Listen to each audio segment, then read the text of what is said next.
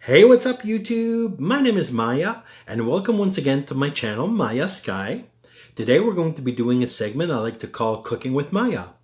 And we're going to be making a very simple hot sauce that anybody can make out of peppers from your local grocery store. Now, I went to the grocery store this morning and I was able to find some finger red hot peppers and some red Thai peppers. And those are the two peppers we're going to be basing our recipe on today. You're going to be needing a few little pieces of equipment. You're going to be needing a blender, cooking pot, something to cover it with, a cutting board, knives. You're also going to be needing a measuring spoon and measuring cups. So without any further ado, here are the ingredients you're going to need, and I'll meet you back in the kitchen in a short while.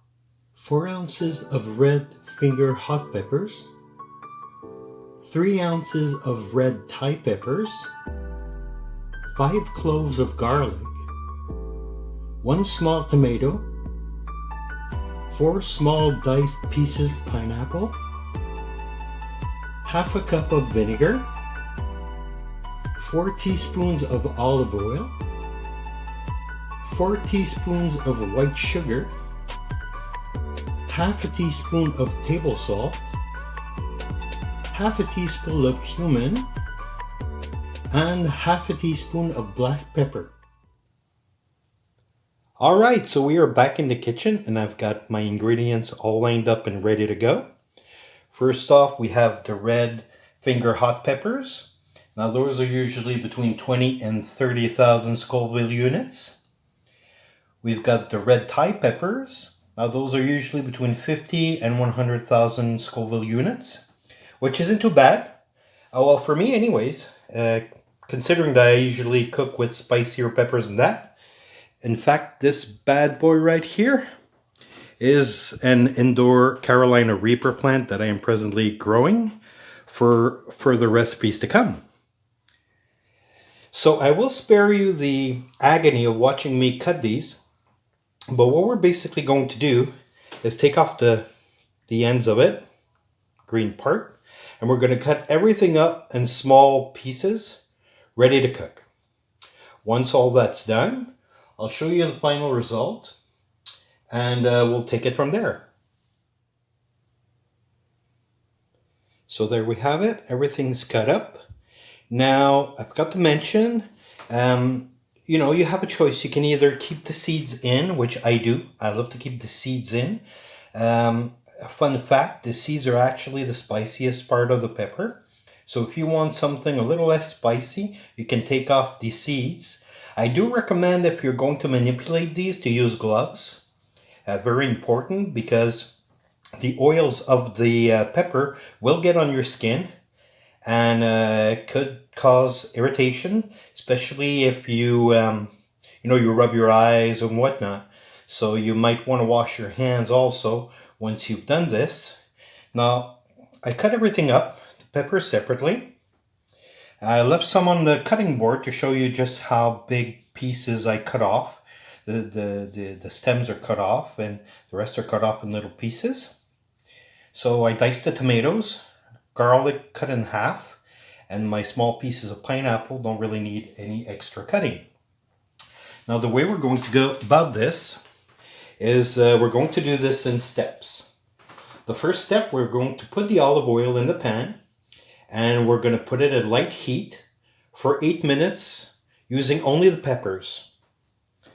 At this point, very important to cover up your pan. Make sure to keep the heat in. And make sure that you do stir every 2 minutes. After that, we add the garlic, the tomatoes for another 3 additional minutes.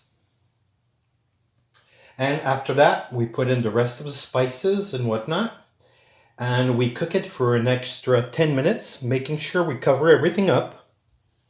And that we stir as well every 2 minutes. Now, depending on how you are, you might want to put on a mask because the fumes will go up as you're cooking them. And for the last part, when you do it in the blender, same thing. The fumes tend to go up. However, this isn't as spicy as some other peppers, but it's up to you. If you feel that you might be a little more prone to be affected by these effects, wear a mask. If not, you should be fine. So, time to get some cooking done.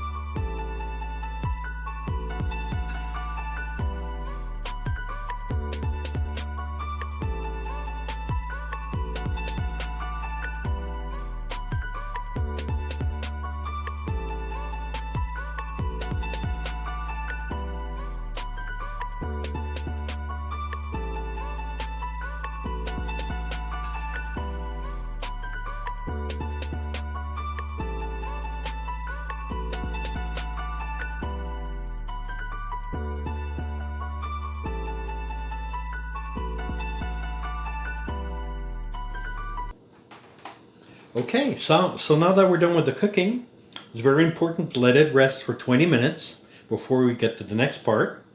So here is what we got. Beautiful color. So we're going to put it in the blender right now. You might want to grab a spoon.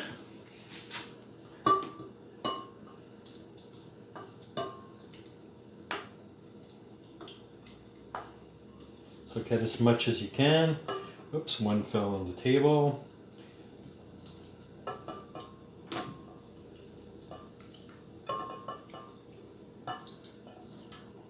Also try to get as much seed in there as you can.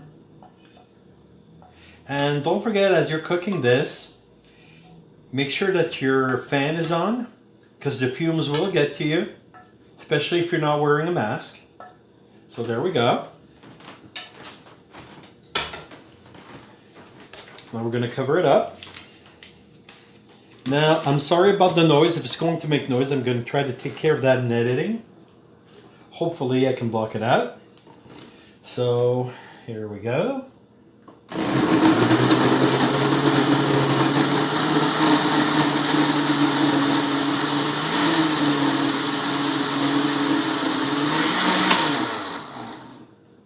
Let's see.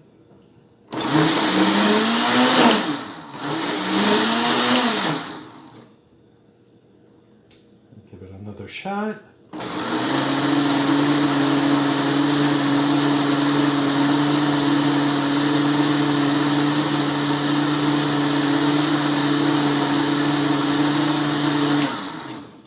Alright, that should do the trick. So what you want to get is 2 10-ounce bottles. Now I got these from Dollarama.